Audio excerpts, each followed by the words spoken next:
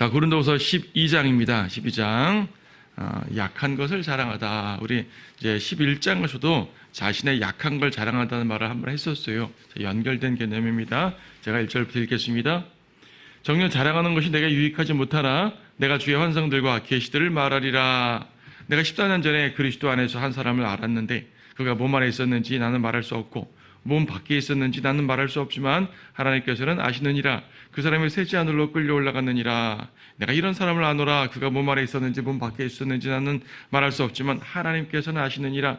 그가 낙원으로 끌려 올라가서 말로 다 설명할 수 없는 말을 들었는데 그것은 사람들에게 말하도록 허락되지 않은 것이로다. 내가 이런 사람에 관해서는 자랑하겠으나 나에 관해서는 약하다는 것 외에는 자랑하지 아니하리라.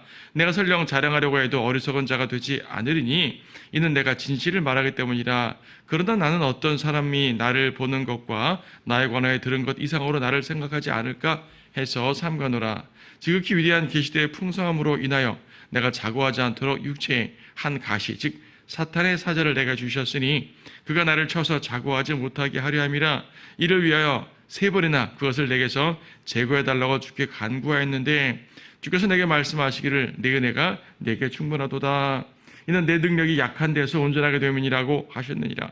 그러므로 내가 오히려 매우 기쁘게 나의 약한 것들을 자랑하리니 이는 그리스도의 능력이 내게 거하게 하려 함이라. 그러므로 내가 그리스도를 위하여 약한 것들과 모욕과 궁핍과 박해와 곤경을 기뻐하노니 이는 내가 약할 때 곧 내가 강하기 때문이라. 아멘. 10절까지 읽어주세요. 자, 여기 보게 되면 사도 바울이 육체에 어떤 질병이 있었어요. 일반적으로 이제 알 때는 눈이 엄청 나빴고 눈에 질환이 있었다고 말하는데 그걸 위해서 3번이나 간구했답니다. 사도 바울이 3번이나 간구했단 말은 아침 먹을 때 한번 기도하고 점심 먹을 때 한번 기도하고 저녁 먹을 때 한번 기도하고 이 정도로 했단 말이 아니겠죠. 사도 바울이 3번이나 간절히 기도했다는 얘기는 아마도 금식을 동반할 정도로 엄청난 간구를 했을 거예요. 하지만 주님께서는 거절해 주셨거든요. 때때로 주님께서 기도를 거절해 주실 때가 있어요. 거절해 주시게 되면 왜 거절하시지? 이 기도 들어주셔야 나는 좋은데 편한데 이런 생각 많이 할 수 있지만 주님께서는 그걸 통해서 무엇인가를 더 큰 것을 알려주신단 말입니다. 자, 본문을 보도록 해요. 2절에서 이제 우리가 11장부터 혹은 10장부터 자랑이라는 주제가 계속 나왔었어요. 자랑이라는 주제가 나왔고 나는 자랑하지 않겠다. 하지만 사실상 우리가 볼 때 정말 자랑할 만한 분이거든요. 이런 내용들을 보게 되면 자랑할 만한 분인데 사도 바울은 육신적으로 자랑하는 그런 많은 가짜 교사들과 비교해서 나는 그렇지 않을 것이다라는 일종의 말하자면 의지예요. 의지. 그리고 이제 앞에서도 봤지만 고린도 교회에서 바울을 반대하는 그런 사람들에 대항해서 약간 이제 뭐랄까요 비꼬는 말투도 섞여 있기도 합니다. 보게 되면 2절에서 14년 전에 그리스도 안에서 한 사람을 알았는데 이거는 자기 자신을 말해요. 자기 자신인데요. 자랑하지 않겠다는 그런 전반적인 거 연관해가지고 바울은 제3자적인 입장으로 설명을 하는 거예요. 제3자적인 3인칭으로 자신을 설명합니다. 몸 안에 있었는지 몸 밖에 있었는지 자기는 모른다 그래요. 이게 무슨 말인 거 아니? 몸 안에 있으면서 환상을 본 것인지 아니면 몸 밖에 나갔다든지 그래서 몸 밖에 있었다는 것을 어떤 유체 이탈 같은 식으로 설명하기도 하는데 저는 그렇게까지 보는 건 좀 비약이라고 보고요. 몸 밖에 있었는지란 말은 죽었다는 걸 의미하는 거예요. 내가 죽지 않고 환상으로 봤는지 내가 정말 죽었는지 좀 애매하다. 근데 결과적으로는 죽은 것이거든요. 사도 바울이 죽었다가 깬 거라고 보는 게 더 합당해요. 여기서 14년 전이라는 표현을 썼는데 지금 고린도 후서는 3차 전도 여행 중에 기록된 거라 그랬어요. 14년 전이면 1차 전도 여행 때 루스트라라는 곳에 갔었는데요. 사도행전 14장에 그런 말이 나오죠. 사도행전 14장에 보게 되면 루스트라라는 지역에 가서 복음을 전하다가 이제 이 유대인들이 쳐들어와가지고 말입니다. 그 동네 사람들을 설득시켜서 바울을 거절하는데 그냥 거절할 정도가 아니라 돌에 맞아 돌을 던져서 죽이는 거예요. 14장 그게 몇 절이에요? 19절 인용해 놨네요. 그때 안티옥과 이코니움에서 거기로 온 어떤 유대인들이 무리를 설득하여 바울을 돌로 치니 그가 죽은 줄로 생각하고 성읍 밖으로 끌어내더라. 뭐 죽은 줄로 생각했지만 죽지 않았을 수도 있지 않냐. 뭐 그렇게 말해도 큰 무리는 없습니다. 여기서는 바울이 정말 죽었다 안 죽었다가 개념이 중요한 건 아니에요. 하여튼 문맥적으로 보게 되면 죽은 것 같아요. 죽은 상태에서 성읍 밖으로 데리고 나가는데 다시 일어난 거예요. 이것은 예수님의 부활 같은 개념으로 말하는 것이 아니라 죽었다 잠깐 깨는 사람들이 종종 존재하잖아요. 여러분 의학적으로도 죽었다 깨는 사람들이 존재한다 그래요. 우리가 그런 현상 자체를 무시할 필요는 없어요. 그렇죠? 저건 전부 다 가짜야! 라고 말할 필요까지는 없는 것 같아요. 그런데 그들이 말하는 경험이 다 사실인 것인가? 라고 말하면 그렇지 않다는 얘기죠. 그렇지 않은 거예요. 사도 바울 같은 경우는 정말 많은 경험을 했을 겁니다. 하지만 뒤에서 보는 것처럼, 사제로 보는 것처럼 하나님께서 그런 것들을 허락하지 않았다라고 말해요. 그러니까 발설하는 거 허락하지 않았단 말이죠. 자, 셋째 하늘에 끌려 올라갔다. 셋째 하늘에 끌려 올라갔습니다. 당연히 육체로 간 것은 아니고요. 죽었으면 혼이 가는 거겠지만은, 그래서 셋째 하늘, 왜 불교에서 구천을 떠돈다. 9,009개의 하늘이 있다란 말하고요. 천주교에서도 7개의 하늘이란 말 합니다. 다 가짜죠. 어떤 것으로도 증명할 수 없는 가짜죠. 성경은 3개의 하늘만 언급하고 있습니다. 첫째 하늘은 이제 대기권 같은데 새가 날아다니는 하늘, 뭐 새보다 좀 높을 수도 있겠지만, 그리고요, 이제 우주 공간을 둘째 하늘이라 묘사할 수 있고, 우주 공간에서 하나님의 보좌 계신 셋째 하늘로 건너가기 위해 커다란 유리바다가 이제 물충으로 막고 있는 것이고, 그 위에는 셋째 하늘을 우리가 보게 됩니다. 타종교에서 말하는, 민간에서 말하는, 미신에서 말하는 무슨 7하늘, 9천 같은 건 존재하지 않습니다. 성경은 새 하늘을 말하죠.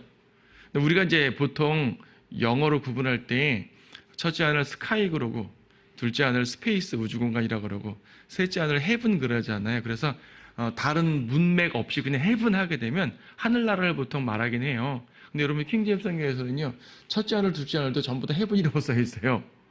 그래서 문맥적으로 봐야 됩니다. 근데 일반적으로 말해서 어떤 이런저런 앞뒤에 문맥 없이 단순하게 헤븐 그러기 때문에 하늘나라를 말하는 건 맞으니까, 또 사도 바울도 디모데후서 4장에서 내가 죽으면 달려갈 길을 다 마치게 되면 주님께서 나를 하늘나라로 이끄실 것이다라고 말하고 있어요. 그래서 이제 사도 바울은 그것을 가는 거죠. 여러분 미리 이것을 경험한 사람의 느낌은 어떨까요? 엄청날 것 같아요. 가끔가다 죽었다 깨어나는 사람들이 나 천국을 봤어요, 천국 간 적 하는데, 자기는 되게 좋아서 하는 거 아니겠어요? 어떤 사람은 지옥 갔다 왔다고. 지옥 갔는데 왜 나올까 모르겠어요? 나사로는 나사로 옆에 있던 부자는 못 나왔는데 말입니다. 자, 그들의 이 생물학적으로 숨이 끊어지고 심장이 정지됐다가 일어났다. 이거 생물학적인 거니까 인정할 수가 있지만 물리적인 거니까 그들의 경험을 다 인정할 수는 없는 거예요. 사도 바울에게도 말하는 것을 금지하신 것은 혹여라도 잘못 전달할 수도 있잖아요. 다 이유가 있는 겁니다. 낙원이라고 보통 사절에서 표현을 하게 되는데, 영어로 파라다이스라고 말하죠. 낙원이에요, 낙원. 누가복음 24장 43절에서 십자가에 달린 강도, 회개한 강도에게 예수님께서 오늘 내가 나와 함께 낙원에 있으리라고 말씀을 하셨어요. 낙원. 누가복음 16장 22절에서는 누구예요? 나사로가 아브라함의 품에 있었다라는 표현을 하는 거죠. 누가복음 16장 22절. 그러다가 그 거지를 보았는데, 그 부자가요, 지옥 간 부자가 거지를 보았어요. 보았는데 천사들이 그를 아브라함의 품으로 옮겼고 그 부자도 죽어서 장서되었더라. 거지가 죽었는데 천사들이 옮겼어요. 아브라함의 품으로. 아브라함의 품으로 옮겼다. 이제 구약의 낙원을 지칭하는 표현 중에 하나가 아브라함의 품이에요. 근데 이제 아브라함의 품이라는 말 자체가 낙원에 대한 용어라고 보기엔 조금 힘들어요. 나사로가 아브라함 품에 감겨 있는 거예요, 그냥. 저 낙원의 모습 보니까 아브라함이 나사로를 위로하고 있다는 얘기죠. 나사로가 아브라함과 함께 있다는 얘기죠. 그렇다고 그 낙원의 이름 자체가, 낙원의 명칭 자체가 아브라함의 품이다라고 말하는 건 조금 비약인 것 같고요. 나사로 같은 그곳에 갔고 아브라함과 함께 있는 거예요. 하여튼 그것을 낙원이라고 표현할 수가 있죠. 어떻게 부자는 지옥에서 낙원을 봤는가? 지옥 저 밑에서 저 하늘을 어떻게 봤는가? 그것이 아니라 구약에는 지금 누가복음에서 예수님이 말씀해 주신 것은 아직 예수님이 죽으시기 전이니까 구약적 상황이잖아요. 구약적 상황이니까 구약의 낙원의 모습을 볼 수 있는데 지옥과 낙원이 커다란 같은 공간 속에서 있는 거죠. 지옥과 낙원 사이에 건널 수 없는 커다란 구렁이 있다고 말합니다. 계시록에서는 끝없이 깊은 구렁이라는 표현도 쓰고 있는데 건널 수 없어요. 이건 지옥이고 저쪽에 낙원이에요. 볼 수가 있는 거죠. 그러니까 물 한 방울 떨어뜨려 달라는 말까지 하는데 실제로 물 한 방울이 떨어진다고 부자의 입으로 들어갈 리도 없겠지만 그렇게 보는 겁니다. 눈도 있고 손도 있고 발도 있고 말할 수도 있고 그런 혼. 몸과 똑같은 혼이에요. 몸과 똑같은 혼이니까 고통을 받기도 하고 즐거움을 느끼기도 하는 것이죠. 자, 우리는 죽으면은 부활의 날까지는 몸은 땅 속에 있을 것이고 혼은 미리 올라가서 이제 안식을 취하게 되겠죠. 그러니까 구약 상황에서는 아브라함의 품 그 낙원과 지옥이 같은 공간에서 구약이 나눈 상태로 있었지만 구약이 나눠진 상태로 있었지만은 예수님께서 부활하실 때 낙원에 있는 성도들 다 데리고 올라가신 거예요. 에베소서 4장 8절에서는 주께서 부활하셨을 때 하늘에 오르실 때요 사로잡힌 자들을 사로잡아 올라갔고라는 말합니다. 구약 성도들도 구원받아 낙원이라는 공간에 있었지만 어쨌든 큰 틀에서는 음부 속에 갇혀 있는 것이기 때문에 그들을 데리고 올라가신 거예요. 그래서 같은 낙원이라 말해도 구약의 낙원은 땅 속에 있는 거고 신약의 낙원은 하늘 위에 있는 거죠. 땅 속에 낙원은 지금 벼 있는 거죠. 벼 있어요. 우리 다 올라갑니다. 다 올라갔습니다. 우리는 하늘에 있는 낙원으로 올라갑니다. 사도 바울은 하늘에 있는 낙원으로 올라간 거예요. 자, 지금 4절에서 금방 좀 전에 말씀드렸던 것처럼 바울은 그의 경험을 말하도록 허락되지 않았습니다. 바울이 이런 경험을 했다는 말 자체를 허락받지 못했다는 말이 아니라 그럼 이렇게 말하면 안 되죠. 그렇죠? 경험을 했다는 것 자체는 인정하지만 그것을 그 내용을 발설하도록 허락되지 않았다. 왜 허락되지 않았다고 그랬어요? 왜 허락되지 않습니까? 지옥의 부자도 제가 가서 알리겠습니다. 아니면 나사로를 보내서 알려주십시오. 지옥이 끔찍하다는 것을 알려주십시오. 그랬잖아요. 예수님께서 거절하십니다. 이제 아브라함이 거절한 상태에서 거기서는 거절했고요. 하나님께서 거절하신 상태에 되는 것이고 그리고 그러면 이 가족들에게도 전할 수 있도록 안 된다 이거죠. 만약에 꼭 전해야 된다면은 이미 지상에 성경교사들이 있다는 얘기예요. 전파자들이 있다는 얘기죠. 그들을 통해 들으라고 말합니다. 자, 그러니까 우리가 하늘나라니 지옥이니 하는 이런 모든 내용들 말이에요. 이 내용에 대해서 우리가 믿는 것은 죽었다 깨어난 자들의 소위 간증 때문에 믿는 게 아니란 얘기죠. 만약에 죽었다 깨어난 자들의 간증으로 인해서 천국과 지옥의 실체를 보여주고 우리에게 알려주기를 원하신다면 하나님은 더 많은 사람들을 깨우셔서 보여주셨겠죠. 그리고 아무래도 사람들은 어떤 초자연적인 사건들을 좀 이렇게 쉽게 받아들이니까 그런 일을 벌어지면 와 신기하다 하고 교회 다닐 수 있을 거 아니겠어요? 주님은 그런 식으로 교회 다니는 거 원치 않으신 거예요. 말하자면 그런 것이 아니란 얘기죠. 왜 그들의 간증을 허락하지 않는 것인가? 요한은 말하도록 허락됐잖아요.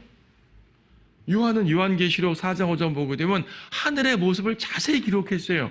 아버지의 보좌가 있고 주변에 내생물이 있고 24장로들이 있고 무수한 천사들이 있고 유리바다가 있고 계시록 22장 21장에서는 새 예루살렘에 있는 강물이라든지 생명수라든지 생명나무라든지 자세히 설명했잖아요. 아니 누구에겐 자세하게 설명하도록 해놓으시고 누구에겐 말하지 못하게 하시면 어떻게 돼요? 그런 말이 아니죠. 이 바울이 허락되지 않은 것은 사람들의 간증을 통해 하늘나라, 구원, 낙원 혹은 지옥을 전하지 말란 얘기예요. 요한에게 허락한 것은 뭐냐면 요한은요 개인의 경험이 아니라 성경을 기록하기 위한 목적으로 계시해 주신 거거든요. 그러니까 하늘에 대한 모든 사항들은 사람들의 소위 죽었다 깨어난 자들의 간증으로 믿지 말고 성경을 통해 믿으란 얘기죠. 성경에 기록해 놓으셨으니까 성경에 기록된 것만 알면 돼요. 물론 성경에 기록한 게 극히 일부지 않습니까? 더 많은 내용들이 위에 있겠죠. 주님께서 말하지 않은 것까지 억지로 알려고 할 필요 없어요. 성경에 있는 것만 알기도 정말 한이 없는데 그렇잖아요? 이것만 공부하기도 일생을 다 바쳐도 모자랄 판인데 뭐 다른 경험을 굳이 해가지고 알려고 하겠습니까? 성경에 기록된 하늘나라에 대한 정보가 여러분에게 부족하십니까? 성경에 기록된 지옥에 대한 정보가 부족하십니까? 부족하지 않아요. 충분해요. 그래서 하늘나라, 지옥 이런 내용들은 사람들의 간증이 아니라 말씀의 계시로 믿는다는 것. 그래서 그것을 기록하기 위해 요한에게 허락했고 바울에게는 허락하지 않았다는 사실을 알 수가 있습니다. 자, 그래서 이제 사도 바울이 이런 것들은 자랑해도 정말 이 자랑, 나는 약한 것만 자랑하겠다는 말을 하고 있는 거죠. 실제로 보니까 이 지극히 위대한 계시들의 풍성함으로 이 얼마나 위대한 걸 봤어요. 사실 여기서 지극히 위대한 계시라는 것은 죽어서 하늘에 갔다 왔다 이것만 말하는 것이 아니라 사도 바울이 받았던 여러 계시들 말입니다. 교회에 대한 계시라든지 얼마나 풍성한 계시를 받았어요. 자, 그는 충분히 교만해질 수 있거든요. 자랑할 수 있거든요. 하지만 주님께서 막으셨죠. 바울도 인간인데 왜 자랑하고 싶은 마음이 없겠어요? 있을 거 아니겠습니까? 그래서 주님께서 막아주시는 거예요. 막아주시고 이 경우에 바울의 경우에는 육체의 질병을 허락해 주셨죠. 육체의 질병. 그러니까 이제 사탄의 가시라고, 사탄의 사자라고 말하죠. 육체의 한 가시, 즉 사탄의 사자라는 말을 씁니다. 바울이 약할수록 하나님의 능력이 드러난대요. 여러분, 우리가 주님께 쓰임 받지 않습니까? 우리가 주님께 쓰임 받는다 그러는데 사람들이 오해하는 게 있어요. 저 사람의 재능이 많으니까 쓰임 받고, 저 사람의 능력이 막 힘이 많으니까, 뭐 지혜가 많으니까, 환경이 좋으니까, 재력이 좋으니까 쓰임 받고 이런 말을 많이 하지 않습니까? 그런 것들을 주님께서 활용하는 도구가 될 수는 있습니다. 분명. 주님은 다양한 것들을 도구로 쓰시니까. 하지만 그런 육신적인 능력 때문에 쓰임 받는 것이 아니에요. 오히려 자신의 육신적인 능력들을 감출 때 쓰임 받는 거죠. 생각해 보세요. 주님께서 나에게 있는 어떤 이런저런 재능을 쓰신다 칩시다. 저희는 어떤 재능을 쓰신다고 할 때 주님의 재능이 저보다 부족하시겠어요? 왜 굳이 제 재능을 쓰시죠? 주님께서 활용을 하시되 그것을 능력 있게 나타나게 하는 것은 주님께서 역사하신 능력이라는 말이잖아요. 주님께서 역사하신 지혜인 것이고 주님께서 역사하신 성품인 것이고, 그런데 만약 내가 그것을 무시하고 내가 쓰임받으니까 나의 이런 육신적인 지혜, 육신적인 능력들은 되게 좋은 것 같아 하고 나를 높였다 칩시다. 그럼 그 순간 주님의 쓰임은 딱 멈추는 거예요. 멈추는 거예요. 교만한 순간, 자랑하는 순간, 높아지는 순간 주님의 쓰심은 멈춥니다. 그래서 육신이 드러나면 안 된다 그러잖아요. 육신이 드러나면 안 된다는 게 우리가 뭐 이렇게 육신이 있는데 어떻게 안 드러나겠어요? 육신적 성품이 드러나면 안 된다는 얘기죠. 육신적 성품들, 나를 높이려고 하는 거, 자랑하는 거, 또 때로는 화내고 분노하고 이런 모든 것들이 육신적 성품들이잖아요. 사람들이 왜 화내고 그런 줄 아세요? 악한 사람들 화내는 거 말고 때로는 하나님 일을 한다는 이런 분들이 화를 내는 게 뭐냐면 이게 잘 안 되니까 화를 내면서까지 일을 이루려는 거거든요. 근데 그러면 잘못 생각한 거예요. 내 육신의 이런 것들을 발휘하면서 주님의 일을 한다고요? 이미 그건 주님의 일이 아니어버리는데. 아니에요. 주님이 나를 쓰지 않는데 무슨 주님의 일이에요. 근데 사람들은 주님의 일이라고 생각을 해요. 어떤 업적을 만들어내고 결과를 만들어내고 이런저런 사역의 열매, 소위 말하는 열매를 만들어내니까 때때로 육신적인 면을 드러내서도 하나님이 저 사람을 쓰시는구나. 아니에요. 쓰시는 거 아니에요. 하나님이 그 사람을 쓰신 건 맞지만 적어도 그 순간은 쓰신 게 아니죠. 내 육신이 드러났으면 내가 자랑한 거지 왜 하나님이 쓰신 거예요? 적어도 하나님은 쓰신 걸 놓으신 거죠. 그러니까 구원에 대해서는 우리 손을 절대 놓지 않지만 주님의 도구로 사용하는 것에 대해서는 얼마든지 놓으실 수가 있는 거죠. 나는 주님께서 쓰시지 않았음에도 불구하고 어떠한 업적을 이뤄냈던, 결과를 이뤄냈다는 이유만으로 나는 쓰임받은 사람이야. 저 목사님 쓰임받은 사람이야. 절대 그렇게 말하지 마시라는 얘기예요. 혹여 저 사람이 쓰임받은 사람이라 하더라도 쓰시는 주인이 영광받아야지. 왜 쓰임받는 도구가 영광받아야 돼요? 쓰임받은 막대기는 스스로 영광받으면 안 됩니다. 주인이 영광을 줄 수는 있죠. 이거 잘 쓰임받은 막대기니까 이거 잘 보관해야지. 이럴 수 있어요. 집에서 여러분들이 이것저것 도구를 쓸 때 뭐 잘 쓰는 건 잘 보관하잖아요. 주님이 나에게 영광을 줄 수는 있어요. 하지만 사람들이 야, 저 도구 멋지다 이럴 필요가 없는 거죠. 그렇죠? 오히려 이 나라는 도구가 약함을 인정할수록 주님이 쓰시게 되는 것인 걸 아셔야 됩니다. 그러므로 우리가 이제 이 부분 나중에 별도로 설교할 기회가 있겠지만 그리스도의 심판석에서요, 생각보다 면류관 받을 사람들이 엄청 적을 겁니다. 우리는 조금 이런 거 저런 거 하니까 나 이런 면류관 저런 면류관 받겠지? 여러분들이 이렇게 기대감을 꺾으려는 건 아니지만요, 실제로 우리가 생각하는 것보다 훨씬 적은 면류관 받을 수가 있고요, 우리가 생각하는 것보다 훨씬 적은 사람들이 면류관 받을 수가 있는 거고요, 우리가 기대한 어떤 사람들이 수치를 당하는 모습들을 혹은 나 자신의 수치를 당하는 모습들을 보고 경험할 수가 있습니다. 구원은 은혜로 받지만 이렇게 우리가 주님의 사역에 쓰임 받는 것은 정말 이렇게 주님께서 우리의 육신을 드러낼 때는 멈추신다는 사실을 꼭 이해를 하셔야 돼요. 그래서 사도 바울도 고백하는 것은 내 은혜가 내게 충분하도다. 좀 전에 찬송도 불렀듯이 내 은혜가 내게 족하다 그랬지 않습니까? 충분한 겁니다. 왜 은혜가 충분합니까? 이미 사도 바울은 많은 은혜를 받았어요. 사실 우리가 볼 때는 정말 당신 같은 정도면은 정말 충분하겠군요 생각할 수 있지만, 이건 바울에게만 말하는 것이 아니라 여러분 모두에게 말씀드리는 거거든요. 하나님께서 말씀하시는 거거든요. 예. 은혜가 충분하다. 뭐가 충분합니까? 저는 여전히 약한데요. 너의 그 약한 가운데 내가 드러날 거야. 뭐가 충분합니까? 저는 여전히 가난한데요. 너의 그 가난한 가운데서 내가 영광을 드러낼 거야. 뭐가 충분합니까? 저는 여전히 이런저런 부족하고 연약하고 어쩌고 저쩌고. 너의 그 연약함 속에서 내가 드러날 거야. 걱정하지 마. 넌 나의 쓰임받는 사람이야. 라고 말씀하시는 겁니다. 그래서 우리의 약한 것을 오히려 드러내고 자랑한다고 사도 바울은 말하는 거죠. 약한 것을 자랑하는 거예요. 내가 약할수록 주님이 높아지시니까. 그렇죠? 나의 약함 자체로, 나의 낮아짐 가운데서 주님이 드러나신다면 그 자체로 은혜요 영광이 아니겠습니까? 이것이 바로 우리가 약함만을 자랑해야 되는 얘기예요. 약함을 자랑한다는 얘기는 나의 약함을 통해 역사하시는 주님을 자랑한다는 말인 것이고, 그래서 여러분 모든 이 상황 속에서 특히 사역과 연관돼서 주님의 일과 연관돼서는요 약해지셔요. 직접 사역이 아니라 하더라도 항상 자기 자신의 연약함을 고백하고 주님의 도움을 구하십시오. 주님의 도움을 구하며 사는 것이 가장 확실하게 사는 길입니다. 자, 11절부터 봅니다. 나는 자랑하는 어리석은 자가 되었나니 너희가 억지로 시킨 것이라. 나는 너희에게 마땅히 칭찬을 받았어야 하느니라. 이는 내가 아무것도 아닐지라도 지극히 위대한 사도들보다 아무것도 뒤질 것이 없기 때문이라.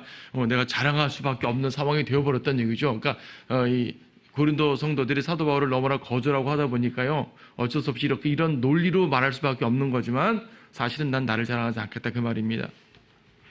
정녕 사도의 표적들이 너희 가운데서 모든 인내와 표적들과 이적들과 능력 행함으로 판명되었거니와 내 자신이 너희에게 짐이 되지 않았던 것 외에 너희를 다른 교회들보다 못하게 대한 것이 무엇이냐? 나의 공평치 못한 이 점을 용서하라. 보라, 내가 세 번째 너희에게 가려고 준비하였으나 너희에게 짐이 되지 않으려 하노라. 내가 구하는 것은 너희의 물질이 아니라 너희니라. 이는 자녀가 부모를 위하여 저축하는 것이 아니라 부모가 자녀를 위하여 하는 것이기 때문이라. 내가 너희를 더 많이 사랑할수록 나는 사랑을 덜 받지만 나는 너희를 위하여 아주 기꺼이 쓰고 내 자신마저도 쓰리라.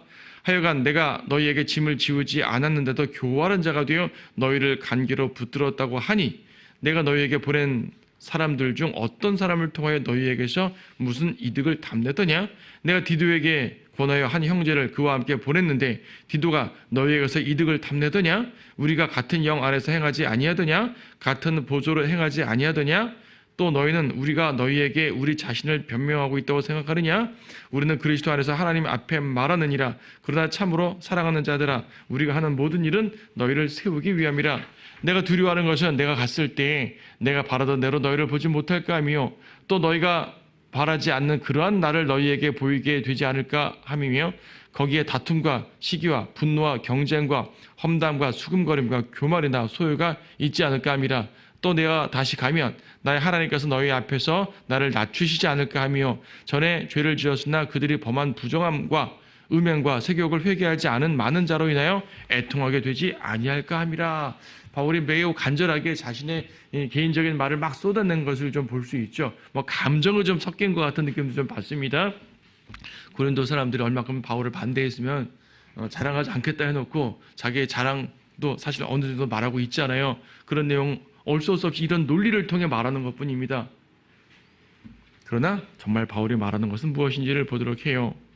바울은 자랑할 만한 사람이라 그랬죠. 거기 앞에 7절에서도 지극히 위대한 계시들이 풍성하게 바울을 통해서 나타났었습니다. 12절에 보게 되면 정령 사도의 표적들이 너희 가운데서 모든 인내와 표적들과 이적들과 능력 행함으로 판명되었거니와. 바울도 사도의 표적을 행해서 사람들 앞에서 확인됐다는 얘기죠. 당신들 내가 사도의 표적 행하는 거 봤잖아요. 그 말이에요 지금. 그래서 사도성을 이제 주장하는 거죠. 이 하늘의 경험뿐 아니라 사도 바울은 교회를 계시받았다든지 성경을 기록했다든지라는 면에서 다른 사도들의 전혀 뒤지지 않는 사람이에요. 그렇잖아요. 뒤지지 않는 사람입니다. 그런데 그러한 모든 것들을 주님의 은혜와 능력으로 여기겠다라고 이제 말하는 것이 그의 자세입니다. 여기서 사도의 표적들 이런 말이 나왔는데 다른 말로 하면 사도적 표적이라고 이해를 하셔도 돼요. 사도들이 행하는 표적이라는 얘기거든요. 사도들이 행하는 표적. 왜 하나님께서는 사도들에게 표적이라 말하면 이제 병 고친다든지 여러 가지 이적들을 행하는 걸 말하는 건데 왜 사도들에게 그런 표적을 행하도록 주님께서 주셨는가? 왜 우리에겐 안 주고 그분들에겐 주셨는가? 이거잖아요.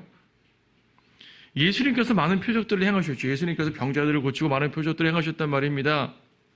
사도들에게 예수님과 같은 표적을 주신 이유는 사도들의 사역이 예수님의 사역에 연속된 사역임을 보여주기 위한 거예요. 다시 말해 사도들이 갑자기 능력이 많은 마술사들이 돼가지고 막 이적을 행하는 것이 아니라 주님이 행하신 그거다.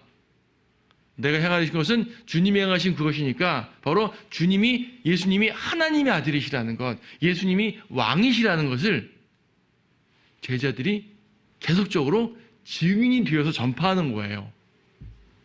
예수님이 이적을 행하신 이유가 두 가지잖아요.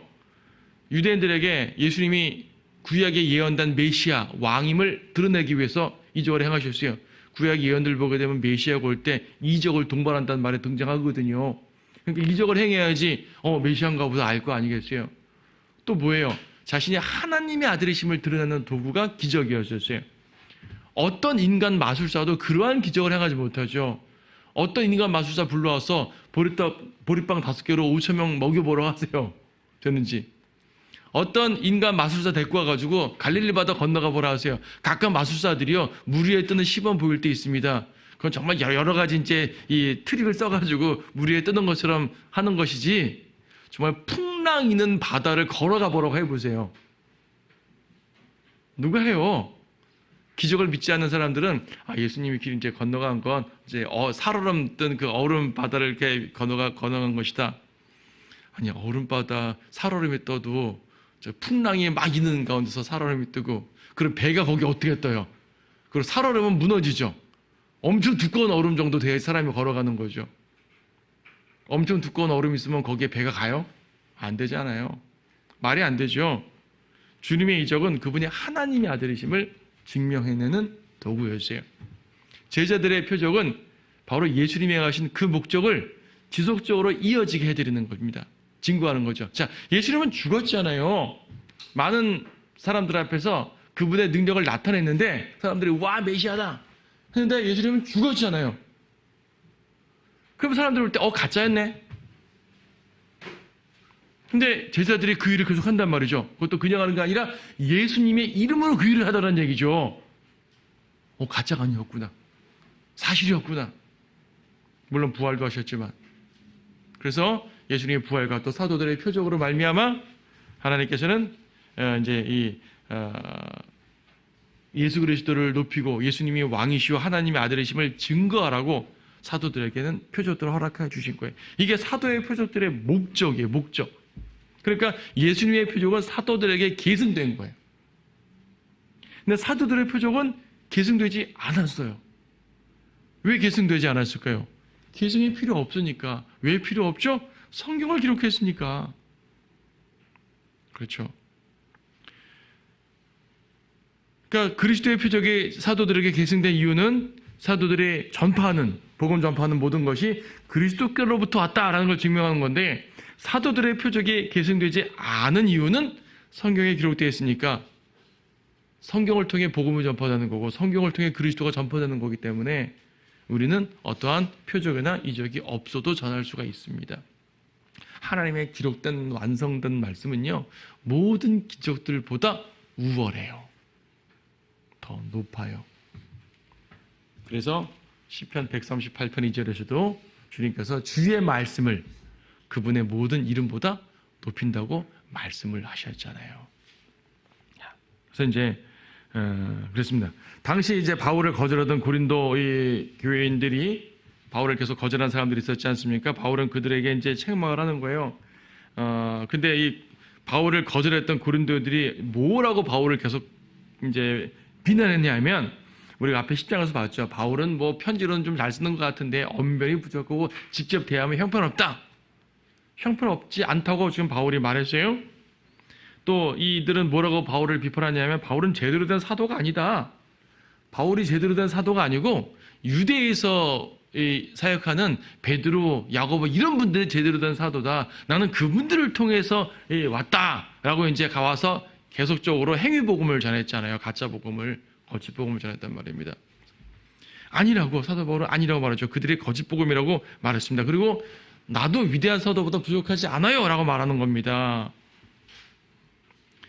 또 뭐라고 말합니까? 이 바울을 거절하던 사람들은 여기 12장 16절을 보게 되면, 하여간 내가 너에게 짐을 지우지 않았는데도 교활한 자가 되어 너희를 간기로 붙들었다고 하니, 사람들이 자꾸 말하는 거죠. 바울은 뭐 이렇게 편지 보내고 사람들 보내가지고 자꾸 우리 걸 뜯어내려고 한다고, 우리를 통제하려고 한다고. 바울은 말하죠. 내가 너에게 어떤 이득을 취했느냐라고 말합니다. 오히려 다른 교회들한테는 바울이 좀 짐을 주었다고 얘기를 해요. 근데 고린도 교회에게는 거의 짐을 지우지 않았다고 말하는 것이죠. 사도 바울이요, 이 텐트 메이커 사역을 한 것이 항상 그런 것이 아니었었어요. 어떤 데서는 자기 일을 하면서 복음 전했고, 어떤 데서는 지원을 받으면서 복음을 전했고, 다른 교회들에서는 지원을 받는 것이 많았었어요. 고린도에서는 그들에게 짐이 되지 않으려고 거의 지원받지 않고 자기 스스로 충당하려고 많이 하고, 혹은 부족한 것은 다른 교회들로부터 지원을 받고 했었단 말입니다. 그런데 고린도 교회 사람들은 바울을 반대하기 위해 이러한 다양한 비난들을 쏟아냈던 거죠. 그래서 바울은요, 이 모든 것 가운데서 20절, 21절에서 결론 내리는 것이 뭐냐면, 내가 갈 텐데 내가 가는 게 두렵다. 뭐가 두려운 거예요? 내가 아마 여러분들을 크게 혼낼 것 같습니다. 나는 그런 데가 싫어요. 두려워요. 안 그랬으면 좋겠어요. 지금 내용이 지금 그런 겁니다. 여러분들이 나를 아는 그 모습이 아닌 내 모습을 볼 수도 있어요. 그러므로 회개하시오 라고 말하는 겁니다. 두 대상에게 회개를 촉구하는 것 같이 보입니다. 그러니까 이제 이 앞에서 말한 거짓 교사들, 바울을 직접 반대하는 거짓 교사들에게도 회개를 촉구하고 있고요. 21절 뒷부분 보면은 그들이 범한 부정과 음행과 세욕을 회개하지 않은 많은 자들, 그러니까 이제 육신적인 자들, 고린도 전서에서의 문제가 많이 해결됐다고는 하나 아직 그런 자들이 좀 남아 있었던 것 같죠. 그런 자들에 대해서도 회개하라고 말하는 겁니다. 육신적 죄악들에 대해서도 회개하라. 그렇지 않게 되면 가서 큰일 날 수도 있다 이거죠. 바울이 큰일 날 수도 있다는 얘기는 한마디로 해서 교회에서 쫓아낸단 말이에요. 그리고 가짜 목사들, 그러니까 거짓 교사들, 그들에 대해서도 책망하고 있습니다. 회개하라. 회개하지 않으면은 여러분들은 아마도 나의 다른 모습을 보게 될지도 몰라요.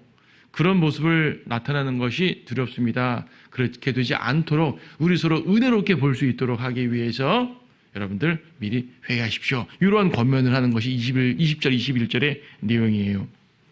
회개. 우리 회개해야 되는 거죠.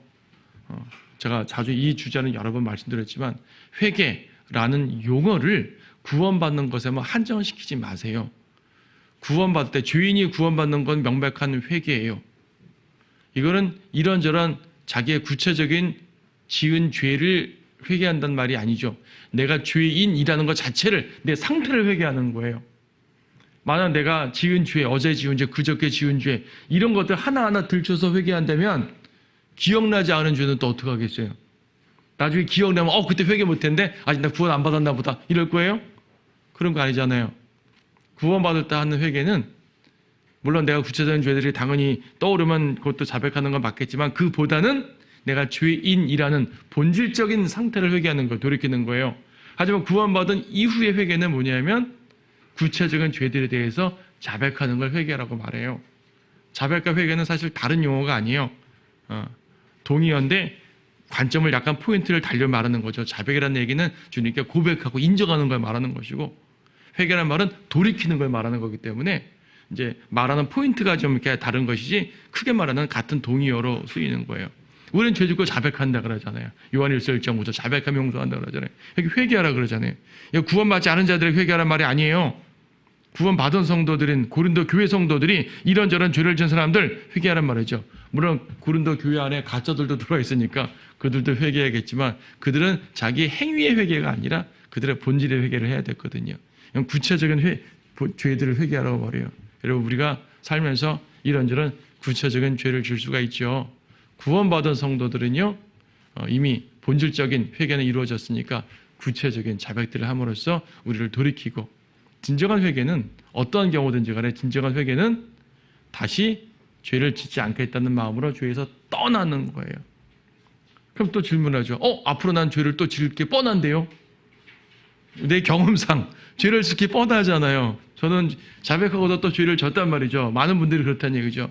그럼 내가 지금 하는 회개 자백은 가짜인가? 그건 아니죠. 앞으로 또 어떻게 되는 한이 있더라도 지금 내가 자백하고 회개하는 순간만큼은 내가 돌이킨다는 확실한 돌이킴으로 이루어져야 되는 겁니다. 나중에 유혹받는 건 별도고요. 그렇죠. 돌이킴이 있어야 돼요. 돌이킴이.